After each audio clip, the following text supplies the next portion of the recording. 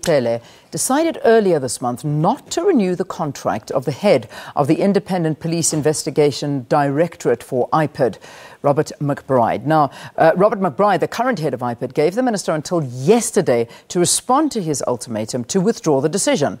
This after he received a letter a week and a half ago from the police minister, which stated that his contract ends on the 28th of February this year. The IPID head has had a volatile relationship with the police and was suspended by former Police Minister Nathi Nhleko, but this was overturned by the courts. So joining us via Skype to get a better understanding of what is actually happening, we've got Senior Research Consultant from the Institute for Security Studies, Dr. Johan. Dr. Berger, good to have you. Welcome to the show. Thank you very much and good morning.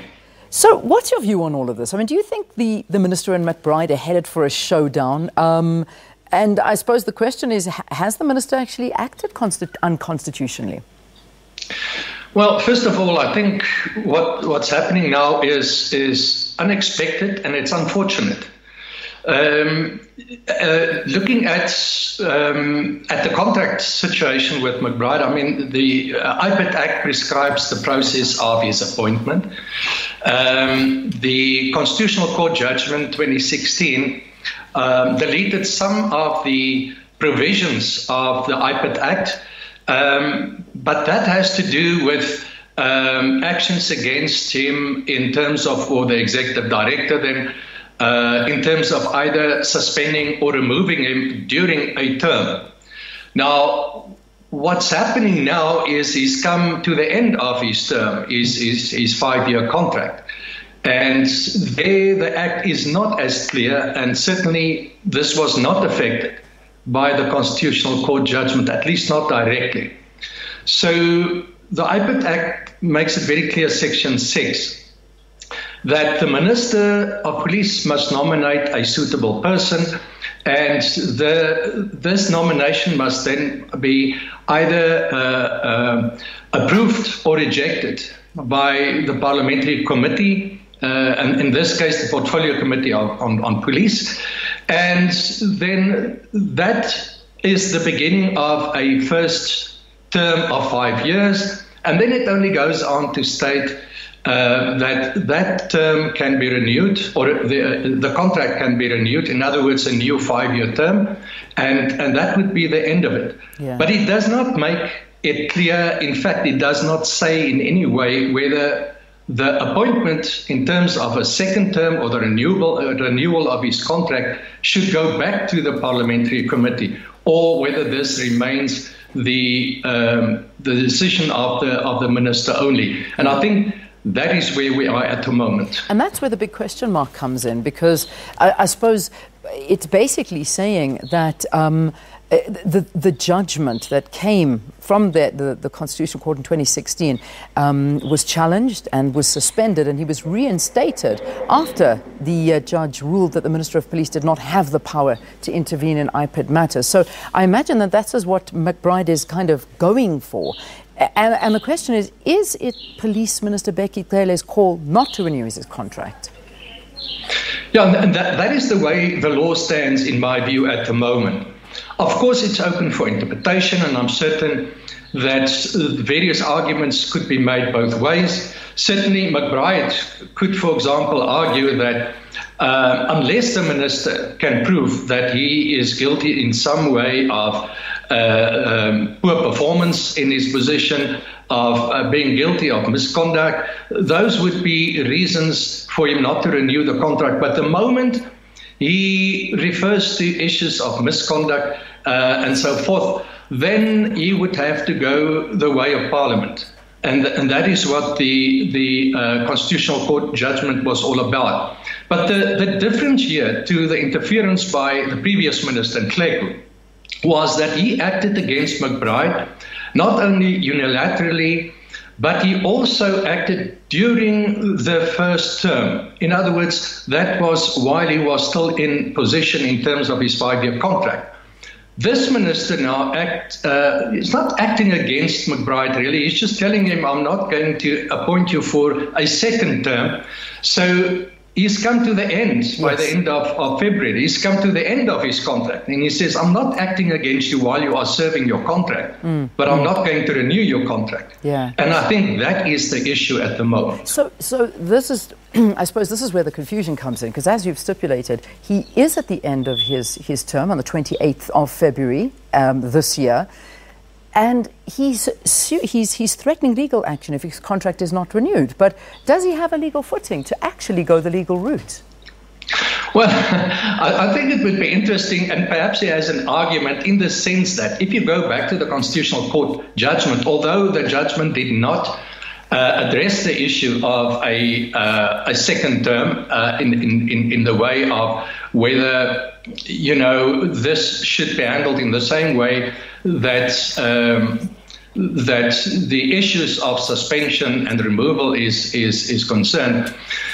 You could argue that the tone and the spirit of the Constitutional Court judgment was such that unless there is something untoward in terms of how he performed in his first term, then it should be available at least for appointment in a second term. So that could be an argument, and it could be that this whole debate goes back to the Constitutional Court eventually, and that the Constitutional Court provide us with the clarity in terms of Section 63B, in terms of which the Minister now wrote this letter. So I think we need clarity. I think there is not just uncertainty, I think there's a lacuna in the Act at this stage as far as the renewal of the contract of the Executive Director is concerned. Yeah, it's quite difficult to sort of wrap our heads around it, because there shouldn't be a sense of entitlement that he will automatically be signed on for a second term as this in this position. His contract is coming to an end, and I suppose people thinking, but why? Why does he feel the sense that he needs to serve a second term? Yeah, I think, if we look at some of the investigations that McBride are busy with, and some of them are really high-profile cases, such as the case against the previous acting National Commissioner, Patlani. There are other senior police officers also currently under investigation. And I must say, to the surprise of many, McBride has really stuck to the investigations against these very, very senior people, even though there were attempts at intimidation against either himself or the investigating team. In some instances, they had to go to court to restrain the police from interfering in their investigations.